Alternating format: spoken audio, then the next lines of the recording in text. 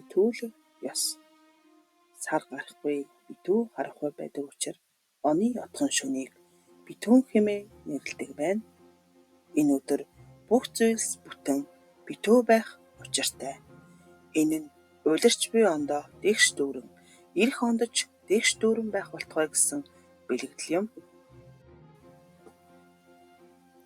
Битүүний орой цэвэр цэмцгэр хувцаслаж, өнгөтэй өөдтэй олбог дэвсгэрэн дэвсэж, идээ будаагаан засч, ууц битүүлгэн тавьж, идээ ундааныхаа дээжийг галдаа өргөж, бурхандаа дээжилсний дараа гэрийн эзэгтээ цайныхаа дээжийг гэрийн эзэнд эхэлж барьдаг заншилтай. Битүүний орой буудал банш чигнэж, айл хөршийнхөө хүүхдээр хөргүүлдэг, мөн буудал баншиндаа цагаан мөнгө, зоос зэргийг хийж, тэр буудал банш таарсан хүн тэр жилдээ ол зоомог дүүрэн явахыг бэлддэг. Битүүний үдэш айл бүр дотхондоо мөс тавьдаг.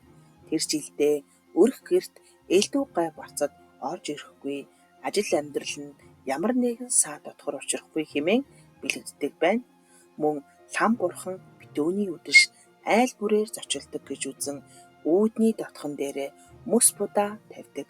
Мөс нь лам бурханы хүлгийн ундаа, будаа нь бурхандаа өргөж байгаа дээж дахилын идээ юм. Сар шиндээ сайхан шинлээрээ.